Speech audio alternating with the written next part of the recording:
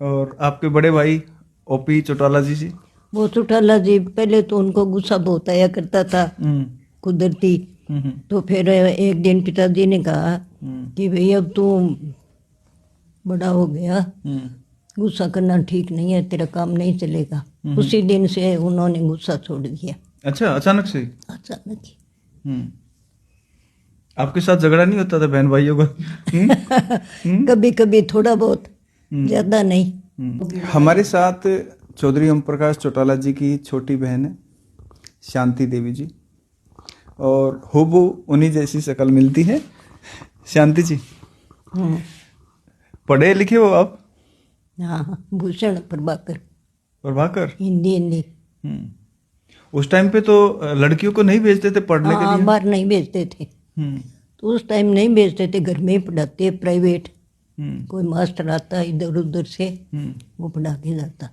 अच्छा, फिर कोई एतराज नहीं हुआ घर परिवार में कि भाई लड़कियों को मत पढ़ाओ?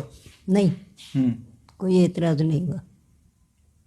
चौधरी देवलाल जी की सोच कैसी थी पढ़ाई को लेकर खास तौर से?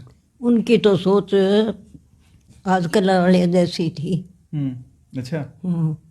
वो सारी बात समझते। और आपके बड़े भाई ओपी चौटाला जी? वो चौटाला जी पहले तो उनको गुस्सा बहुत आया करता था कुदरती।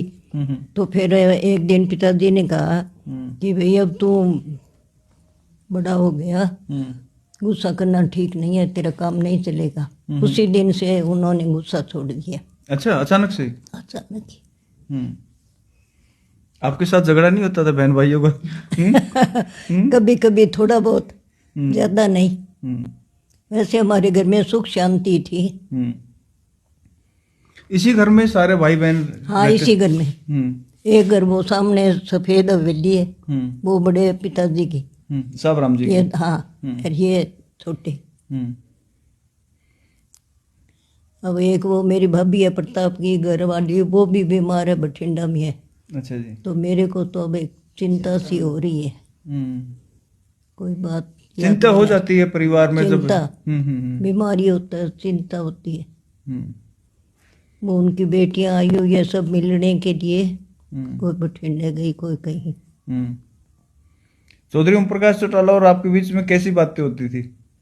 जो भाई बहन आपस में जैसे करते रहते हैं, हाँ, मजाक भी कर लेते हैं एक दूसरे से, तो उनको टाइम ही थोड़ा ही मिलता था, फिर थोड़ी बात करते।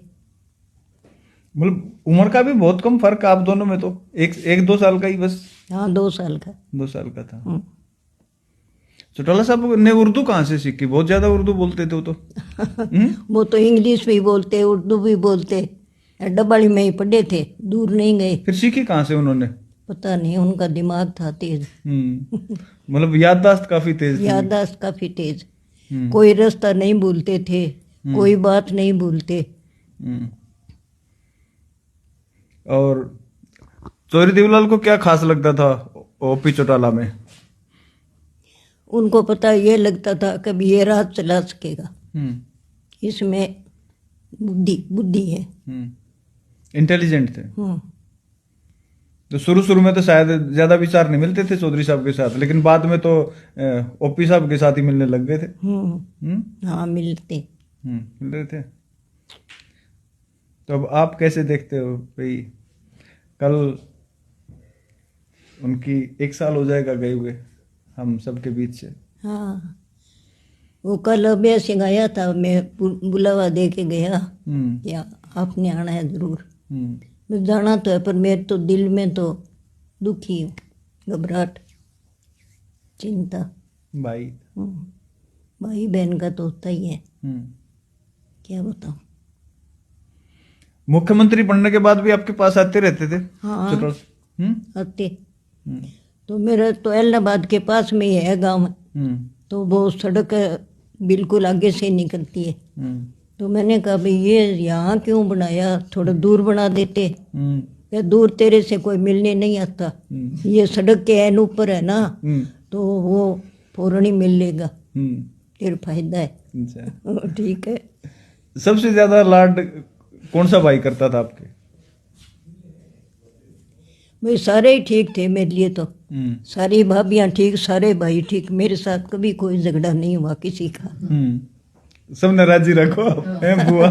सबको राजी रखा मैंने। शांति बुआ शांति में रहती है। हाँ शांति में रहा। शांति में रहे।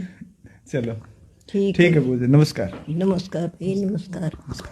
और चाय पानी पी लिया? हाँ चाय पानी, बस खाना खा लेंगे।